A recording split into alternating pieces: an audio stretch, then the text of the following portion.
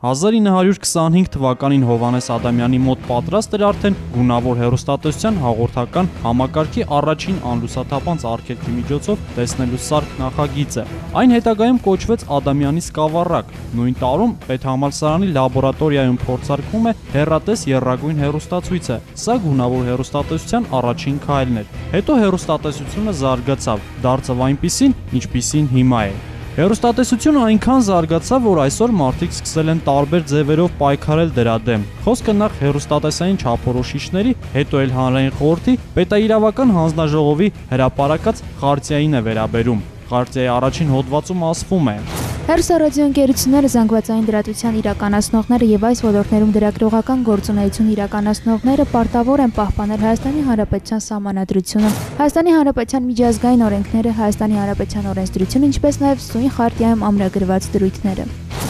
Խարտիան որևէ պատժիչ մեխանիզմ չունի՝ ի տարբերություն օրենսդրության։ Եթե մարդը չի ենթարկվում սահմանադրությանը, օրենսդրությանը, ապա ինչ, պիտի ենթարկվի խարտիային։ Մի տեսակ չեմ հավատում։ Շարունակենք քննարկել կետերը։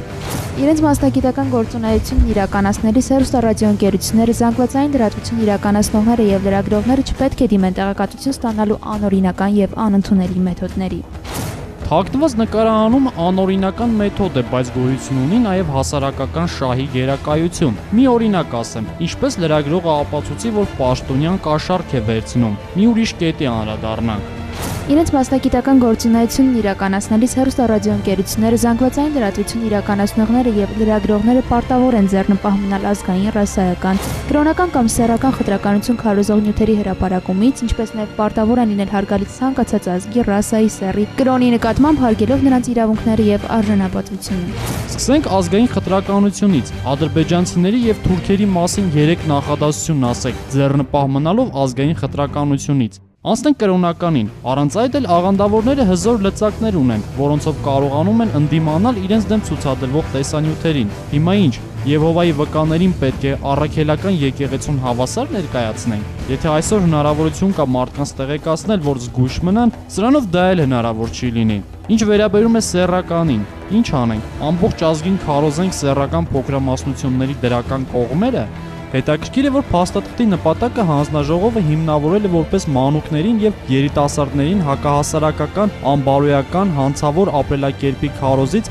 զերծ պահելու միջոց։ Ամեն դեպքում այս խարտիան իրենից վատ բան չի ներկայացնում։ Աշխարհի զարգացած գրեթե բոլոր հեռուստաընկերությունները նման մի բան ունեն, բայց աշխարհի այդ երկրներում կա նաեւ մեկ այլ բան՝ սոցիալական պահանջ։ Մեզանում միջավայր չկա, ու այս փաստաթուղթն էլ հավանաբար մյուսների նման կկորչի արխիվի փոշոտ դարակներում։